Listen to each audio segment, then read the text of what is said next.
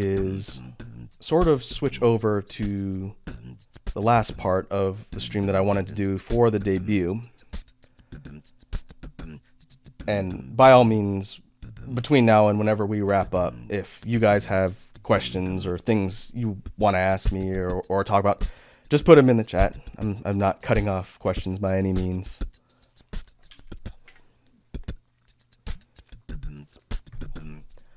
Let's see, we will go ahead and switch scenes.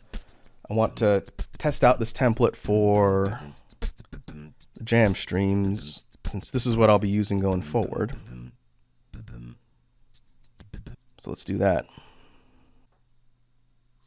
Okay, yeah, there's no background music on this particular scene.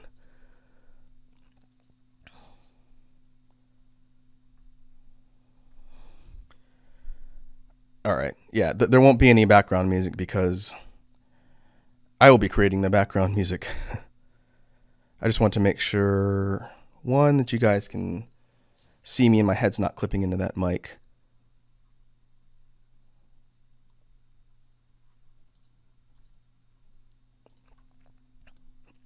All right, and I may have to turn up my actual microphone a little bit.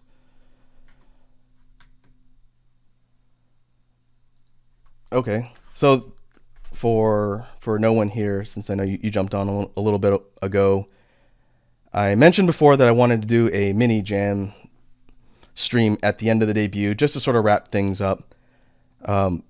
Just as a real quick thing, since I think I asked everybody else, but how familiar with beatboxing are you? Boots and Cats.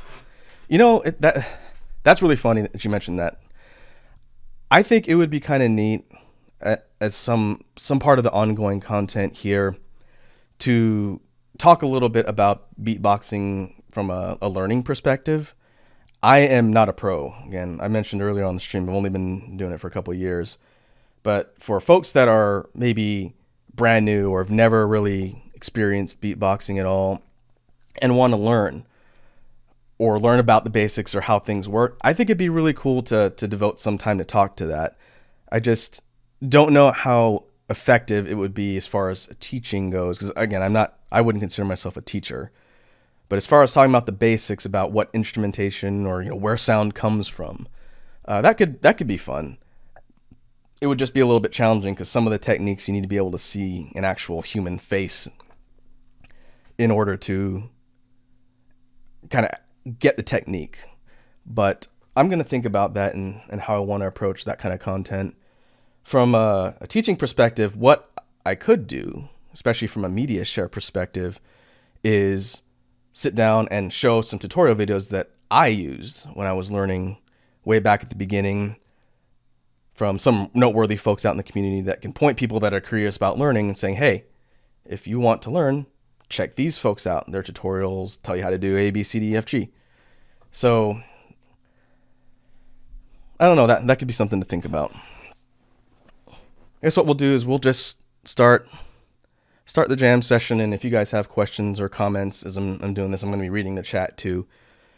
I didn't prepare anything in advance. I was just going to mess around and freestyle. In the future ones, maybe I'll do some more structured stuff, but I need you guys to let me know how the audio is coming in, since I've only tested my mic setup with talking. I see Reina Hayami in the chat. Hello, welcome. You joined the jam stream. Hopefully it'll make sense what we're gonna do here. But again, welcome. Glad you could tune in. But we'll go ahead and just get started. I'm gonna freestyle a little bit, and by all means, feel free to drop stuff in chat if you feel like it. In fact, I gotta warm up a little bit. I'm kind of cold. I've just been talking for a while. But we'll go. Let me know how the audio is sounding as I start doing stuff. If I got to adjust things on the fly, I will.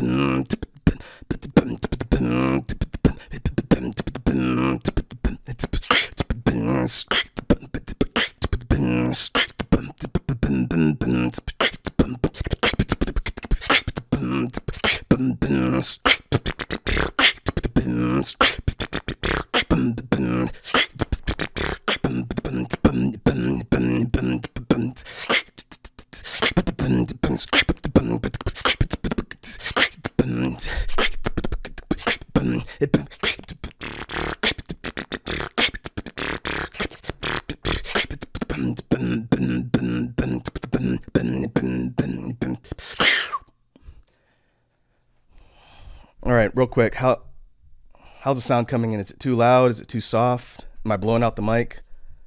I'm hitting yellow on the OBS. I want to avoid redlining here. All right, let's see. I can try and turn up the gain on my interface here.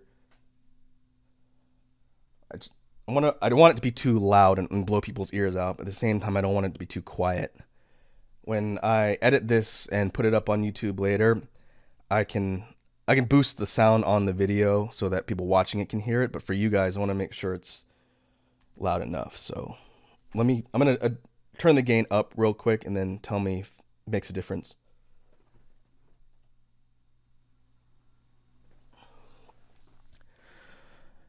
All right, getting closer to redlining it now.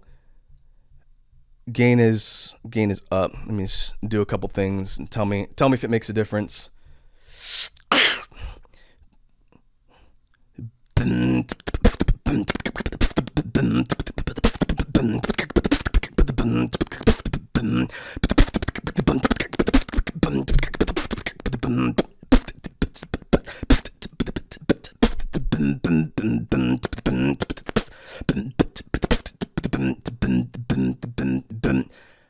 Real quick test, does that make a difference? I also forgot to put my headphones on. There we go.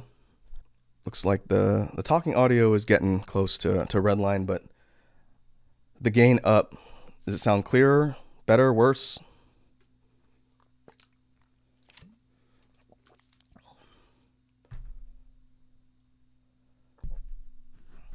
Okay, that's definitely, if it's popping, that might be too high.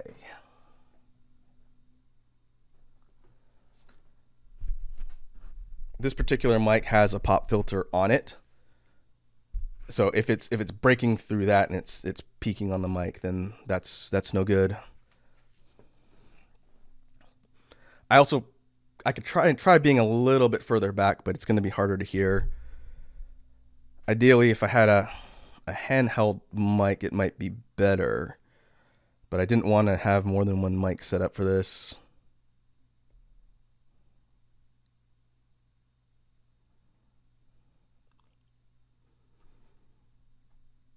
I'm also going to need to experiment with an external mixer software for this particular type of stream specifically. For the just talking stuff, it should be fine, but ultimately I'm going to need to get some input on mixing. But for now, hopefully it's sounding stable enough that you guys can hear it.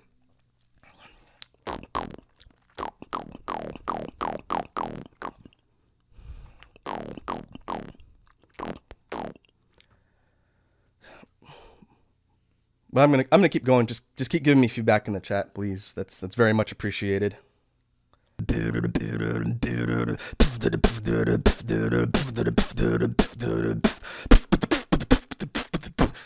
Drop of the bass like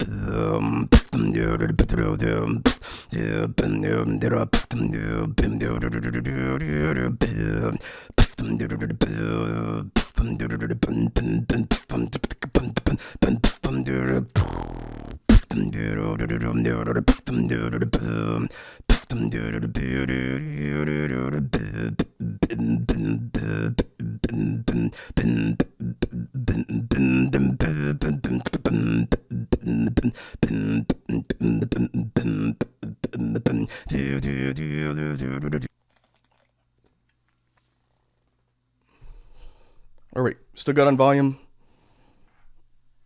I'm probably gonna ask that every time I do something.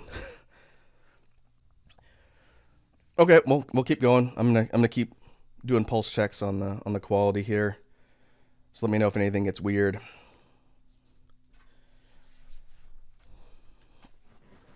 All right, let's see, we've done house-ish, we've done trap-ish, we've done regular hip-hop-ish. What's next? We could do something like bossa nova jazz. Do something like a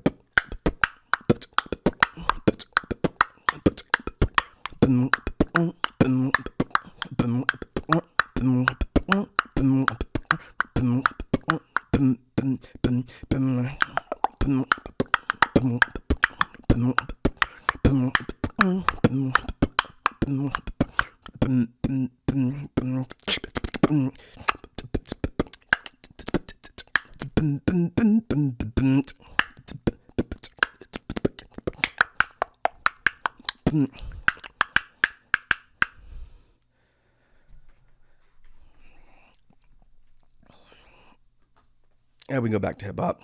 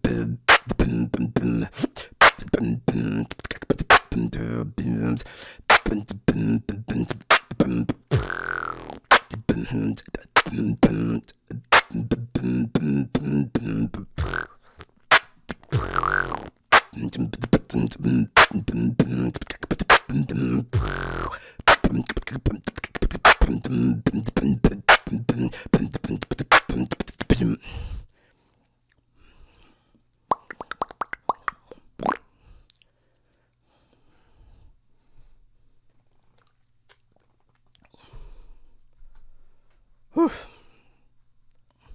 We'll go for something a little bit mid-tempo.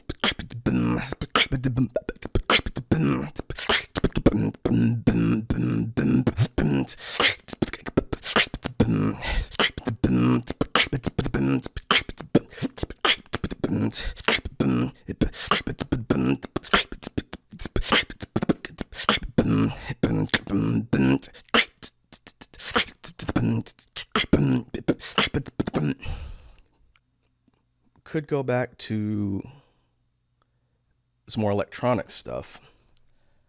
I do like drum and bass. Let's try some drum and bass.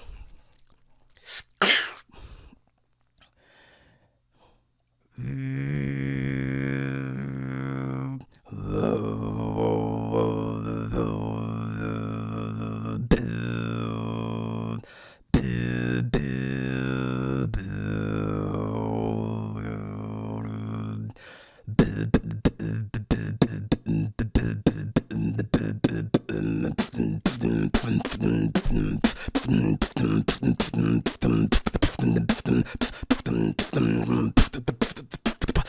run it.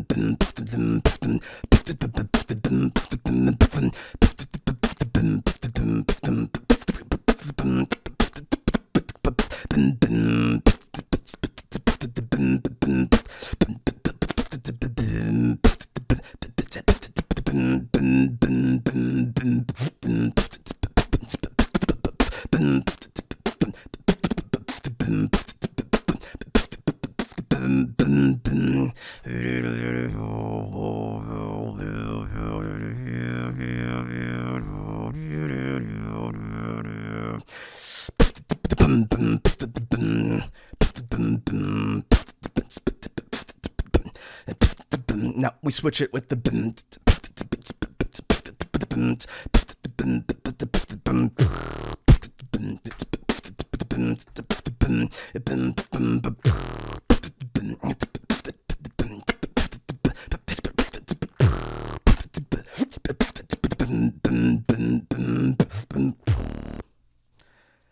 It's funny that you mentioned that, Edward Snowden. The technique for what they call throat bass in beatboxing is the same technique that they use for Tibetan throat singing.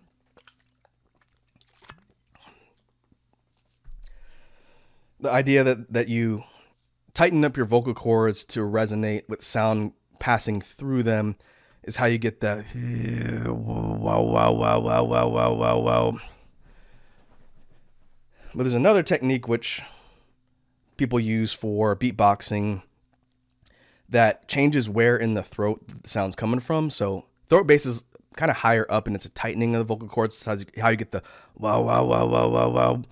But if you drop it lower and you want to drop like the octave and the overall sound, you get what they call vocalized chest bass, because it's more of a rumble in your chest that you're vocalizing. So it drops from up high and it drops low, so it goes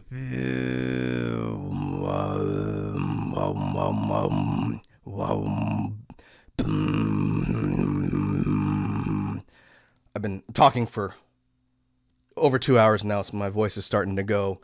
But if you sort of hone in on that chest bass sound, you get that low rumble that goes lower than your throat can go if you're trying to do the throat singing one. Part of the challenge is being able to switch between the two on the fly. So if you're going up higher and you're going and you drop and you go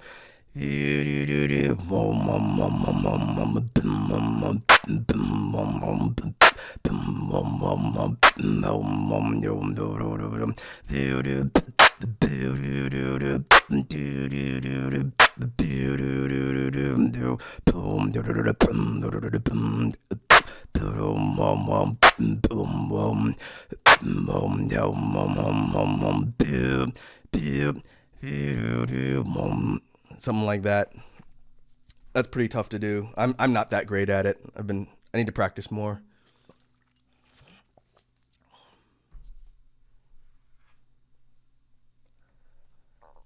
Ideally, when we get back together in the future to do a dedicated jam stream, I'll be able to come in a little bit more fresh, having not spent the last couple times. How do you do that snare? Which one? This one? Oh, okay. This one, is what's called a spit snare, or BMG snare. It was invented by a guy named BMG. He's a beatboxer.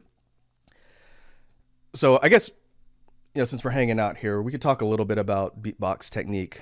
The spit snare is different in that the way you do it is you're forcing air between your lips when they're pressed together. And the best way to sort of illustrate that would be, let's see, if you put your lips together, like almost completely shut, and just force air through them, you get kind of a, like that noise babies make, that noise when your lips are pressed together. and you're just forcing air through them, just barely through like a little tiny crack, and it goes that kind of crackly noise. Well, the BMG is that, but then you're forcing your lips to clamp down as soon as the air goes through. So instead of a prolonged, you're shutting it off, so you get a, and it's a burst. You do a burst and you cut it off, and that's how you get that sharp, crispy snare sound. It sounds like a clap. So when you do that, it goes from to, and then you just control your lips and tighten. So you push the air out, you tighten in between for each snare that you want. So you do like, and it's practice. When you first start trying to learn it, it won't be clean because your lips aren't used to that motion where you're pressing together really hard and it's not used to forcing air out. But as you practice it, your lips develop strength. And then it gets cleaner and crisper after you've been doing it for a while. Am I the guy from Friday Night Funkin'? Which one, the boyfriend or one of the other characters? 'Cause I don't speak in beeps and boops, so I can't be the boyfriend.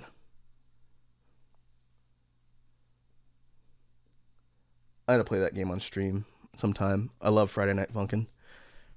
Support their Kickstarter.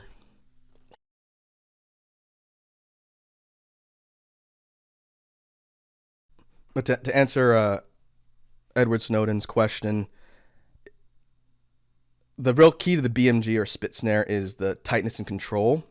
But if you want some detailed tutorials, just search Beatbox BMG or Beatbox spit snare tutorial, and you can actually see people breaking it down where they sort of show you like, here's what their lips look like when they press them together and they force air through. But it takes practice to get that crisp sound. Because when I first started doing it, it sounded kind of splattery.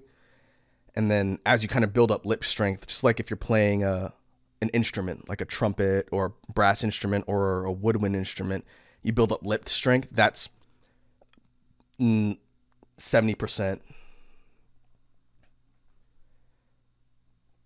Tongue against the roof of the mouth snare. Are you talking about a click?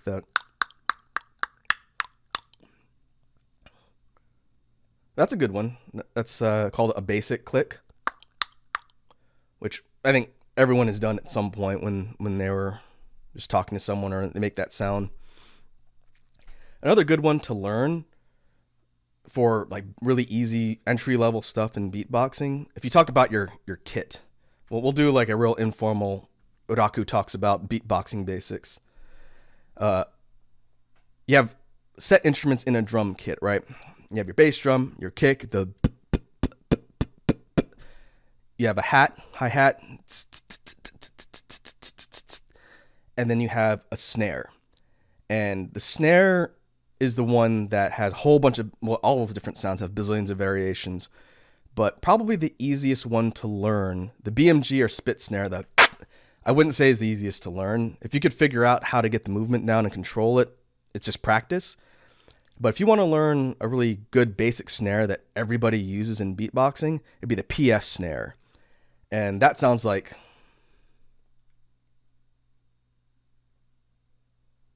hold on, the one where tongues and you separate them while inhaling?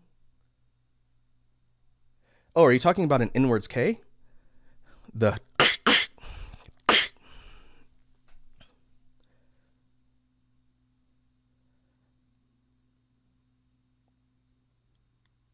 That's what that sounds like, the way you're describing it, Edward. But the easiest one for, I think, is to learn is the PF snare, which is literally just a P, like a p sound, and an F sound, a f sound put together back to back. So you're saying both at the same time and you're cutting it off just like you would for the BMG. So what that sounds like if you do a p snare without the vocal, just a p, and an F sound, a f together, you get. And then it's just a matter of practicing to get it clean, just like any other one. So PF snare in a beat would real simple. Would be like,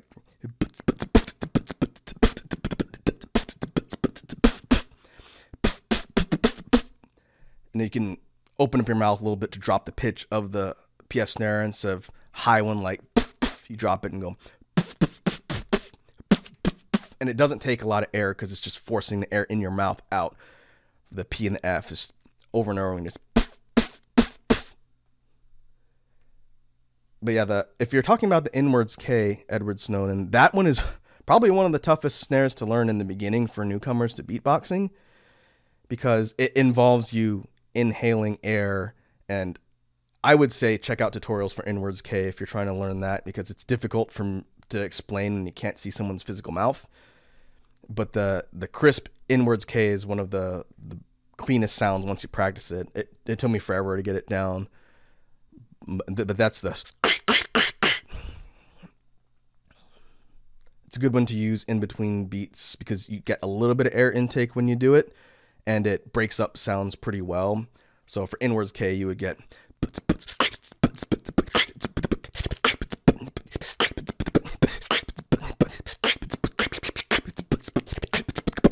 something like that. Just reading comments on a lot of those tutorials, it seems like that one's one people really struggle with in the beginning, just because the mechanics are so weird with it.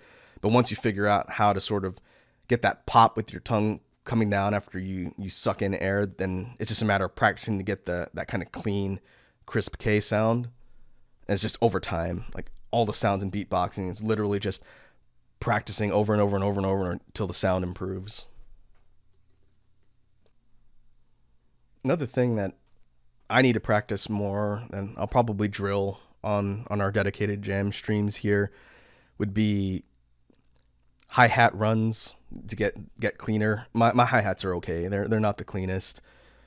Some people, they have that needle-like precision when it comes to hi-hats, that they can do rapid 16th note triplets with their hi-hats. But that's just a matter of practicing.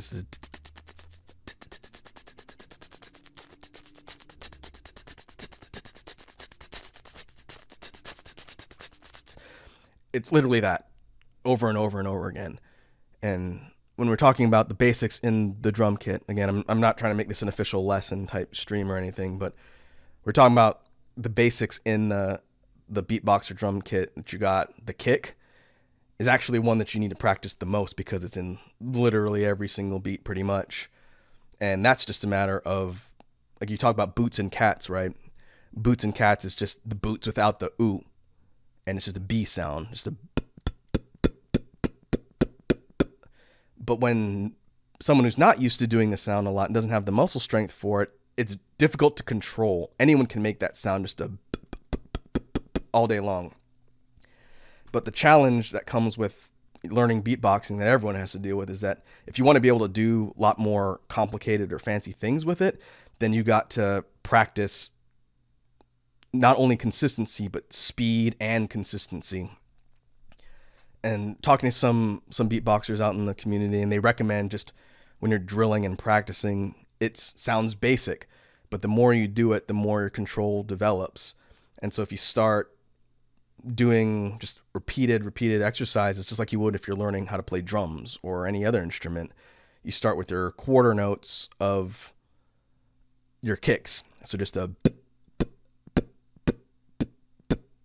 on a 4/4, just 1, 2, 3, 4, and then you practice doing that consistently until you're comfortable with it, which is pretty standard. It's not fast tempo. It's just four B sounds in a row, and then from there you move up to eighth notes. So you would have.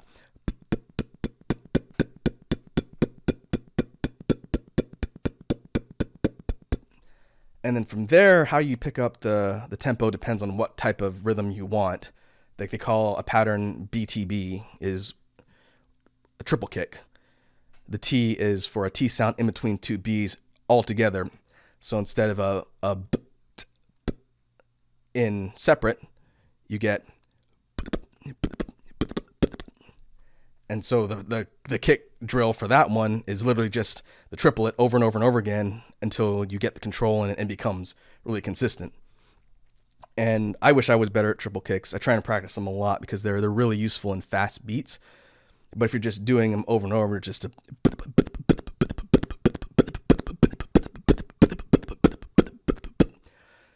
as many as you can on one breath before you have to take another breath and you keep doing it again. And the way it sort of fits into beats would be like if you're combining that with snares and a hat, instead of a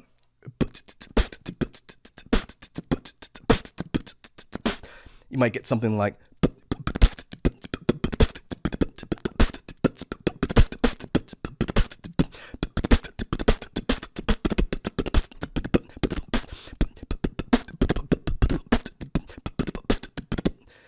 and being able to do the triple on the fly is just like muscle memory.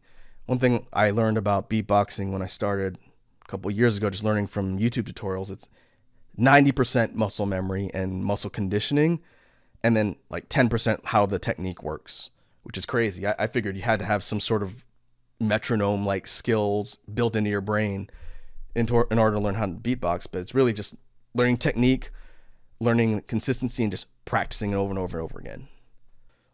And when we actually do dedicated jam streams here for beatboxing stuff, if people want, again, I'm open to feedback. If people want me to talk a little bit about technique and how to learn, I have no problem sort of trying to explain stuff.